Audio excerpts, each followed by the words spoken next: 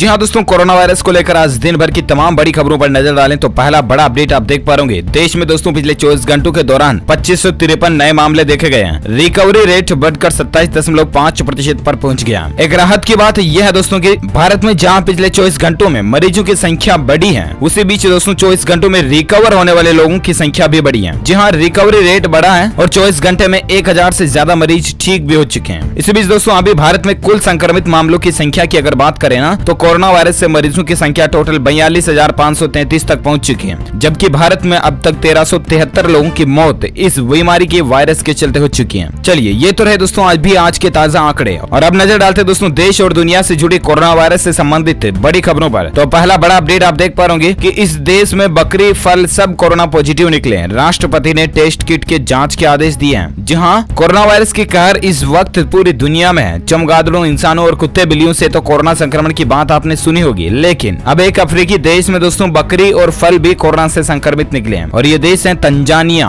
Tanzania में दोस्तों एक बकरी और एक विशेष प्रकार का फल पोपो में कोरोना संक्रमण पाया गया। हालांकि इसके बाद वहां के राष्ट्रपति जॉन मागुफली ने कहा कि टेस्ट किट ही खराब है। उन्होंने टेस्ट किट की जाँच करने को कहा है। अब देखते हैं आखिर टेस्ट किट की री जाँच में क्या फैसला निकलता है, हम आपको बताएंगे। फिलहाल अगली बड़ी खबर आप देख सकते हैं दोस्तों, कोरोना वायरस को लेकर लाइव अपडेट देखिए। रूस में लगातार दूसरे दिन 10,000 से भी ज्यादा मामले देखे गए हैं। इटली में लॉकडाउन में कुछ ढील मिली है। दरअसल दोस्तों रूस देश के हालात देखिए आप, लगातार दूसरे दिन भी 10,000 से ज्यादा पर डे मरीजों की संख्या पाई गई। कितना संक्रमण गंभीर रूप से फैल रहा, आप अंदाजा लगा सकते हैं दोस्तों दुनिया में अभी भी इसका कहर कितना बना हुआ है। और इसी बीच अगली बड़ी खबर देख सकते हैं कि विदेशों में जो हमारे भारतीय लोग फंसे हुए हैं ना, उनको सरकार वापस लाने की तैयारी कर रही है, मगर उन यात्रियों को कुछ भुगतान भी करना पड़ेगा। दरअसल दोस्तों देश भर में जहाँ कोरोना संक्रमित मरीजों की संख्या में लगातार बढ़ोतरी हो रही है ना, उसी बीच केंद्र सरकार एक नया मिशन भी अंजाम देने जा रही है, और जो लोग विदेशों में हमारे भारतीय फंसे हुए हैं उनको वापस भारत में लाने की तैयारी की जा रही है। इसको लेकर एक प्रेस नोट भी जारी किया गया, आप देख सकते हैं। केंद्र सरकार ने दोस्तों विमान और नेवी शिप के जरिए विदेशों से भारतीयों को निकालने को मंजूरी दी है।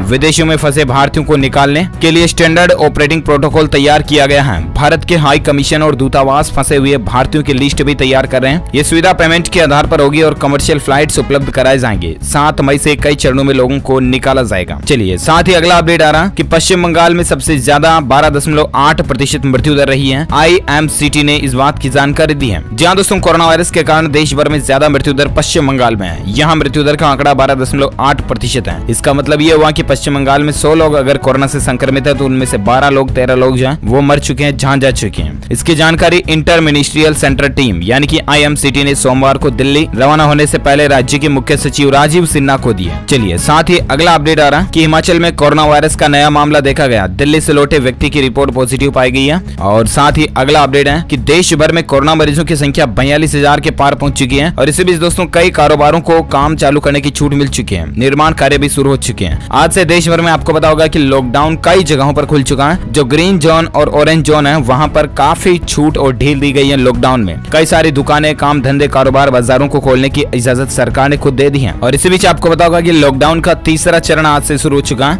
और ऐसे में दोस्तों सरकार की छूट के बाद कई जगहों पर मजदूर, कामगार काम करना शुरू कर चुके हैं। निर्माण कार्य भी शुरू हो चुका है। वहीं आज से शराब की दुकानें भी खुल गई, जिसके बाद कई जगहों पर भारी भीड़ भी देखी जा सकती है। चलिए साथ ही अगला अपडेट आ रहा है कि 7 मई से चरणबद्ध तरीके से विदेश में फंसे भारतीयों को सरकार वापस लाएगी, जैसा कि मैंने आपको अपडेट बताया था। और इसी के साथ ही नेक्स्ट अपडेट है दोस्तों कि बिहार के 29 जिलों तक कोरोना वायरस का संक्रमण फैल चुका है। प्रवासी मजदूरों को मिला नीतीश सरकार का साथ। जी हाँ, आपको बता दें दोस्तों कि बिहार के 29 जिलों तक कोरोना संक्रमण फैल चुका है। मुंगेर में अभी सबसे ज्यादा केस मिले हैं। सोमवार को भी राज्य में 6 नए केस आए, जिसके बाद राज्य में कोरोना संक्रमित मरीजों की संख्या का आंकड़ा 523 हो गया। बिहार की राजधानी पटना में कोरोना संक्रमण को फैलने से रोकने के लिए 14 कंटेनमेंट जोन बनाए गए हैं, जहां लोगों की आवाजाही पर पूरी तरह से पाबंदी रहेगी। पटना में लोग बिना पास के कोई आवाजाही नहीं कर सकेंगे। रविवार को बिहार में कोरोना के 36 नए केस मिले हैं। इनमें मुंगेर से 7, भागलपुर से 6, औरंगाबाद से 5, पश्चिमी चंपारण से 5, पूर्वी चंपारण से 4, बक्सर से 3 व शिवहर, कैमूर, सिवान वगैरह वगैरह से भी एक मरीज मिले हैं। चलिए साथ ही अगला अपडेट आ रहा दोस्तों कि नोएडा में कोरोना वायरस से पहली मौत हो चुकी है। गाजियाबाद के मरीज ने दम तोड़ दिया। जहां आपको बता दें उत्तर प्रदेश के गाजियाबाद के रहने वाले एक मरीज ने नोएडा के सेक्टर 137 टाउन स्थित एक अस्पताल में दम तोड़ दिया। मृतक गाजियाबाद के खोड़ा का रहने वाला था। नोएडा प्रशासन ने मामले की जानकारी गाजियाबाद प्रशासन को दे दी है। चलिए साथ ही अगला अपडेट आ रहा कि कोरोना वायरस विवाद को लेकर अफ्रीका में गिरा चीन,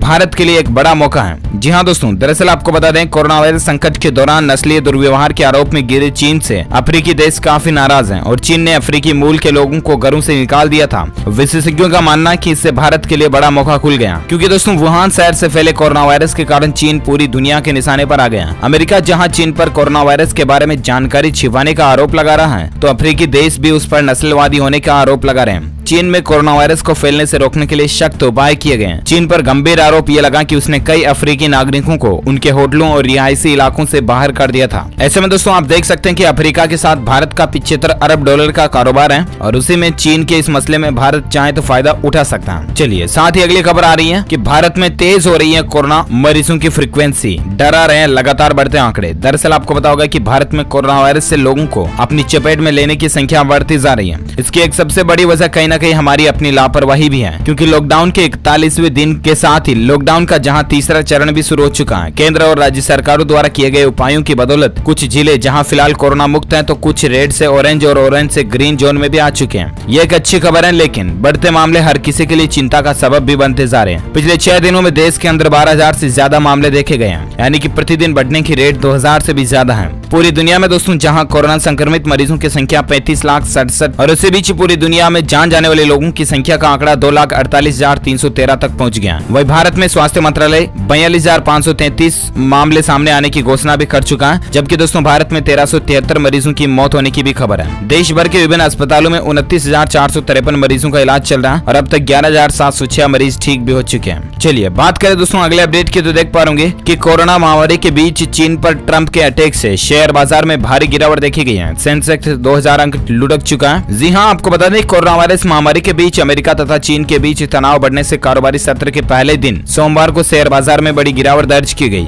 BSE का सेंसेक्स 2002.27 अंक तक पहुंच चुका है। वही नेशनल स्टॉक एक्सचेंज NSE का निफ्टी भी इतने अंकों की गिरावट के साथ इतने पर बंद हुआ। अगर आप शेयर मार्केट वगैरह का काम करते हैं तो आप आसानी से समझ सकते हैं। और चलिए साथ ही अगली खबर आ रही दोस्तों कि हरियाणा के अंबाला में फूटा कोरोना बम, एक साथ 20 लोग पॉजिटिव देखे गए। जहां लॉकडाउन 3 की छूट के पहले ही दिन दोस्तों हरियाणा के अंबाला में कोरोना के एक साथ 20 लोगों का मामला देखा गया। सभी श्रमिक हैं और डॉक्टरों के आवास बना रहे थे। सैंपल रिपोर्ट आते ही स्वास्थ्य विभाग में हड़कंप सा मच गया। पुलिस प्रशासन को भी अलर्ट कर दिया गया। वहीं अभी ये संख्या और भी ज्यादा बढ़ सकती है। और साथ ही अगली खबर है कि क्या होगा अगर कभी ना बन सकी कोरोना वायरस की वैक्सीन। जी हाँ, बड़ी ही डरावने वाली बात है, लेकिन ये सोच सकते हैं, अपन अंदाजा लगा सकते हैं कि आखिर तब क्या होगा जब कोरोना वायरस की वैक्सीन नहीं बन पाई। तो दरअसल कोरोना वायरस के चलते दोस्तों पूरी दुनिया तबाही के मोड़ पर खड़ी है। लॉकडाउन की वजह से पूरे विश्व की अर्थव्यवस्था भी डगमगा गई है। हर इंसान को आज उस वैक्सीन का इंतजार है जो इस भयंकर रोग को धरती से उखाड़ फेंकेगी। हालांकि इस वायरस को समझकर इसकी वैक्सीन तैयार करना वैज्ञानिकों के लिए आसान काम नहीं है। दुनिया भर में वैक्सीन के असफल ट्रायल खुद ब खुद इस बात के सबूत भी हैं। अब ऐसे में जरा सोचिए, अगर कोरोना वायरस को खत्म करने वाली वैक्सीन कभी बन ही न पाए या वैक्सीन बनने में बहुत ज्यादा समय लग जाए तो क्या होगा। दरअसल दोस्तों लंदन के इंपीरियल कॉलेज के प्रोफेसर और ग्लोबल हेल्थ एक्सपर्ट डेविड नेबेरो ने CNN के हवाले से इस बारे में विस्तार से जानकारी दी है। डेविड ने कहा दोस्तों कि दुनिया भर में कई ऐसे वायरस हैं जिनकी आज तक कोई वैक्सीन नहीं बन सकी है। वैक्सीन को लेकर यह पूर्वानुमान नहीं लगाया जा सकता कि वो कब तक बनेगी, और बनेगी भी तो क्या सुरक्षा के सभी परीक्षणों पर खरी उतरेगी। एक्सपर्ट का कहना दोस्तों कि जब तक कोविड-19 का कोई इलाज सामने नहीं आता था या वैज्ञानिक इसकी वैक्सीन नहीं खोज लेते, तब तक हमें इसके साथ जीने का तरीका सीख लेना चाहिए। उन्होंने कहा कि कोरोना के बाद दुनिया भर में लॉकडाउन की पाबंदियों को धीरे धीरे हटाना चाहिए।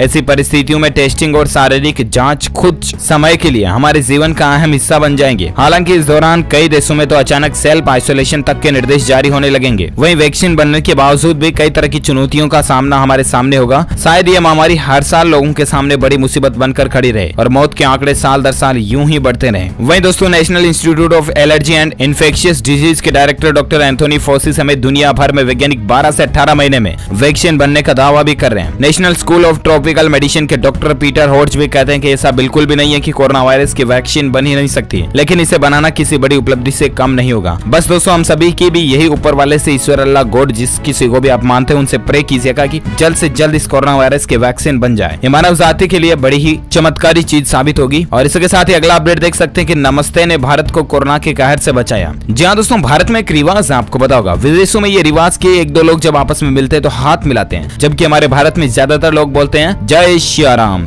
जय माता जी की या सलाम वालेकुम, जो कुछ भी है दूर से ही इशारा करते हैं हाथ जोड़ करके, या जो कुछ भी धर्म को मानते हैं। हमारे भारत में ज्यादातर इसी तरह का रिवाज है, राइट। इससे दरअसल होता है दोस्तों कि एक लोग दूसरे लोग के संपर्क में नहीं आते हैं, जिससे कि सोशल डिस्टेंसिंग बनी रहती है और जिससे कोरोना वायरस के संक्रमण का मामला कम बनता है। और यही एक वजह भी रही कि भारत में मामले इतने ज्यादा तेजी से नहीं बढ़े। तो ऐसे में दोस्तों भारत की जो ये पुरानी प्रथा चलती आ रही है ना, ये वाकई में पुराने लोगों ने, बुजुर्गों ने जितना मतलब सोच समझ के बनाया है वो बिल्कुल सही है। देख सकते हैं आपकी बुजुर्गों की देखभाल से भी कम होते हो रही, कुछ तो हमारी संस्कृति भी ऐसी है जिसकी वजह से बुजुर्गों की जान कम जा रही है। Harvard global health research institute के निदेशक आशीष झा ने कहा दोस्तों कि कई देशों में युवा आबादी अधिक होने की वजह से महामारी के मामले कम है। और भारत में दोस्तों नमस्ते प्रथा जो है ना, हाथ जोड़कर अभिवादन करने, वही जापान और दक्षिण कोरिया में भी सदियों से लोग सिर झुकाकर एक दूसरे का अभिवादन करते हैं और थोड़ा भी बीमार होने पर उन्हें मास्क पहनने की आदत है। ये कुछ आदतें ऐसी होती है दोस्तों जो हमारे जिंदगी में महामारी से हमें बचाती हैं और शायद यही एक वजह के पुराने बड़े बुजुर्गों ने ऐसी प्रथाएं बनाई थी। तो बिल्कुल हाथ मिलाने की प्रथा की बजाय आप भी नमस्ते कीजिए, जय श्री राम कीजिए, दूर से ही जो कुछ भी आप हाथ जोड़ करके प्रणाम करके, है ना। तो ये भारतीय लोगों के लिए बड़े ही गौरव की बात है। अगर आप एक सच्चे हिंदुस्तानी नागरिक होने के नाते इसी वीडियो पर एक लाइक तो बनता है, फटाफट से एक लाइक कर दीजिए दिल से अभी का अभी, और लाइक करके शेयर जरूर करना अपने दोस्तों के साथ फेसबुक और व्हाट्सएप पर इस वीडियो को। और हाँ, साथ ही आप मुझे नीचे कमेंट करके बताना दोस्तों की भारत को पुराने समय में किस नाम से जाना जाता था। आप कमेंट में बताइएगा। सही जवाब देने वाले लोगों को रैंडमली सेलेक्ट किया जाएगा हमारी DLS न्यूज टीम की तरफ से और आप जीत सकते हैं एक शानदार सरप्राइज गिफ्ट, जिसमें mobile, computer, laptop, internet tools, gadgets वगैरह कुछ भी हो सकते हैं। लेकिन ध्यान रखिएगा, इसके लिए हम 1 रुपया भी किसी से नहीं लेते हैं, तो आप किसी के झांसे में आकर के फ्रॉडबाजी के मामले में ना फंस जाए, ठीक है ना। बिल्कुल फ्री होता है ये DLS न्यूज का गिफ्ट और फ्री में ही दिया जाता है, ठीक है। और इसके साथ ही इस वीडियो को लाइक शेयर करना और DLS न्यूज चैनल को सब्सक्राइब करके बेल आइकन जरूर दबा देना ताकि आपको रोजाना के ताजा अपडेट्स तुरंत मिलते रहेंगे। Thank you, take care, goodbye, जय हिंद, जय भारत, वंदे मातरम।